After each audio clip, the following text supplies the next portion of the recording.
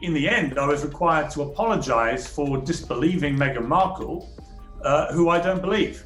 And I would say to Meghan Markle, look. This wasn't shade. This was exposure. When Piers Morgan finally unloaded, it felt less like a rant and more like a controlled detonation that had been years in the making.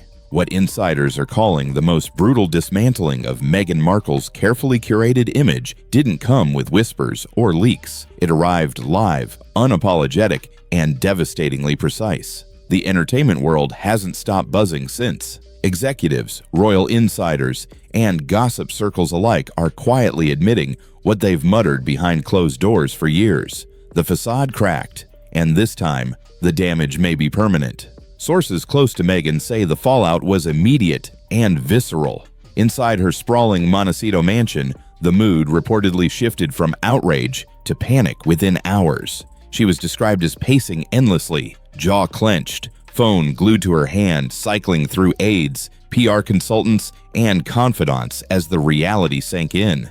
This wasn't a bad headline. This was public humiliation delivered by one of Britain's most influential media figures, and it landed squarely on her credibility. Morgan didn't merely mock Meghan's post-royal Hollywood ambitions. He went straight for the foundation of her narrative. He resurrected her most controversial claims from the Oprah interview and dismantled them piece by piece, with a tone that suggested he'd been waiting years for this moment. The segment that sent shockwaves through both Hollywood and palace corridors was his focus on the so-called secret garden wedding. According to Morgan, such a ceremony would have been illegal, impossible, and entirely fabricated. He framed it not as a misunderstanding, but as a blatant untruth, and then twisted the knife further by highlighting how easily the claim had been accepted without scrutiny. The studio audience reportedly fell silent, then gasped. Insiders say it felt like watching a collective realization unfold in real time.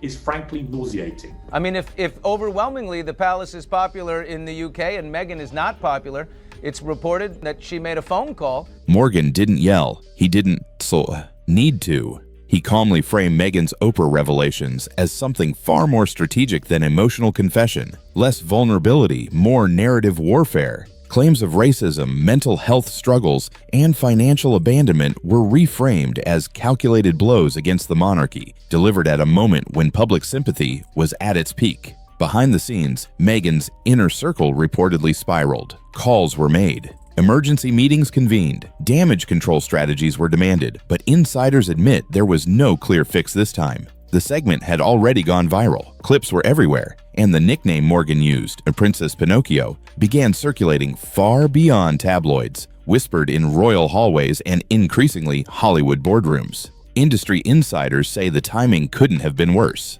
Meghan's Hollywood ambitions were already on shaky ground, and this public challenge to her credibility may have tipped the balance. Studios are reportedly wary of associating with someone now widely perceived as manipulative or unreliable. The image she spent years building, carefully polished, tightly controlled, suddenly looks fragile, even flimsy, under sustained scrutiny. Royal commentators are calling this a turning point. A woman who once believed she could conquer Hollywood while reshaping the monarchy now faces a reckoning delivered not by anonymous critics, but by a mainstream media heavyweight. The nickname Princess Pinocchio has taken on symbolic weight, representing the growing gap between Meghan's self-fashioned persona and the public perception now hardening against her. As Meghan reportedly fumes behind closed doors, Hollywood appears unimpressed. Her Netflix project, marketed as a triumphant comeback, has been met with what insiders describe as a collective shrug.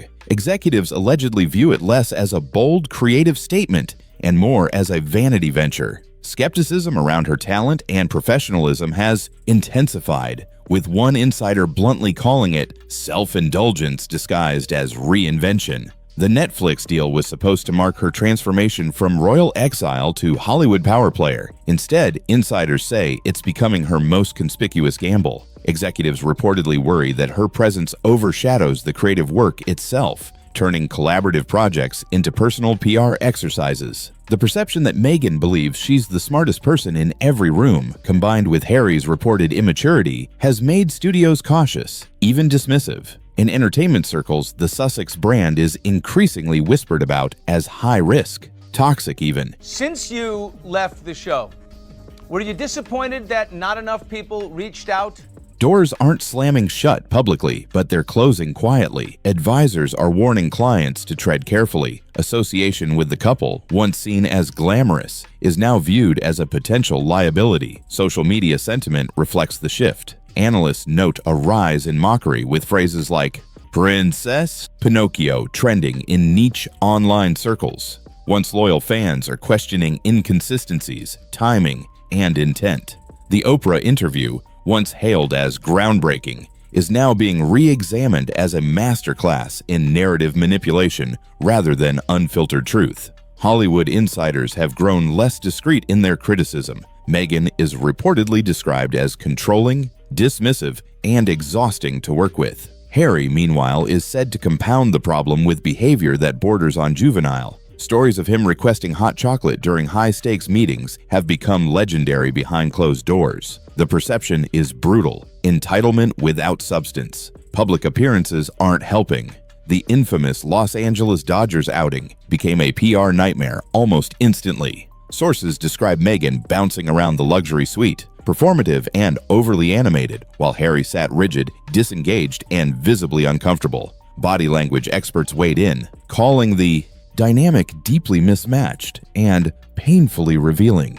Social media mockery followed within minutes. Even elite social events haven't been spared. Kris Jenner's 70th birthday party, meant to be a glittering celebration, allegedly turned chaotic after Meghan reportedly demanded photos and panicked when they didn't immediately go viral. Insiders say the Kardashian camp was unimpressed, viewing the behavior as tone-deaf and disruptive. Invitations to future A-list gatherings have reportedly cooled since. Then, there was the Jane Goodall Memorial. Despite public claims of closeness, Meghan and Harry were conspicuously absent, while global figures attended in person. Their tribute statement, filled with intimate anecdotes, was widely criticized as performative. The contrast between words and actions reignited accusations that the couple prioritizes optics over authenticity. At Good Morning Britain, do you have any idea of how many were in support of you? All I can say is there were 7,000 complaints against me, which was driven by an online. Behind the scenes at Netflix, frustrations reportedly reached a boiling point. Meghan is said to alienate seasoned executives with a condescending tone, while Harry's lack of professionalism raised eyebrows. Internal memos allegedly warned staff to manage the Sussex brand carefully, transforming what should have been creative collaboration into constant crisis management. Even timing has become a problem. Harry's Canadian visit, coinciding with Prince William's environmental initiative, was framed as a coincidence, but royal experts dismantled the explanation within hours. The move was widely interpreted as attention-seeking, reinforcing perceptions of strategic one-upmanship that repeatedly backfires. Contradictions continue to pile up. Harry lectures about digital privacy while Meghan allegedly posts content exposing their children's faces, only to edit it later. Insiders suggest this has created tension at home, with Harry advocating restraint and Meghan pushing visibility. The disconnect is increasingly visible, even through curated posts. And looming over it all are resurfaced questions about Meghan's past. Tom Bower's revelations didn't just highlight inconsistencies,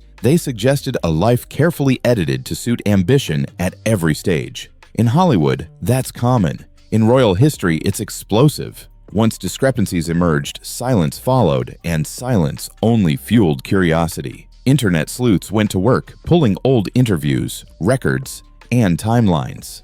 Each comparison raised more questions. The issue isn't a single discrepancy, it's the pattern. When narratives shift and explanations don't come, public trust erodes rapidly. Now, after Morgan's takedown, Hollywood snubs, social media ridicule, and royal skepticism, the Sussex narrative appears to be unraveling in real time. Meghan Markle, once positioned as the ultimate modern princess, now walks a tightrope over scrutiny and skepticism. Approval ratings reportedly slide. Industry patience wears thin. Behind closed doors, Montecito is said to feel less like a dream. Retreat and more like a pressure cooker. Meghan is reportedly frantic, coordinating PR moves and chasing relevance. Harry, insiders say, is torn between loyalty and exhaustion. The tension is palpable. This isn't just a celebrity slump, it's a case study in ambition colliding with perception. Meghan's drive for control, validation, and influence now works against her in an era where authenticity is currency.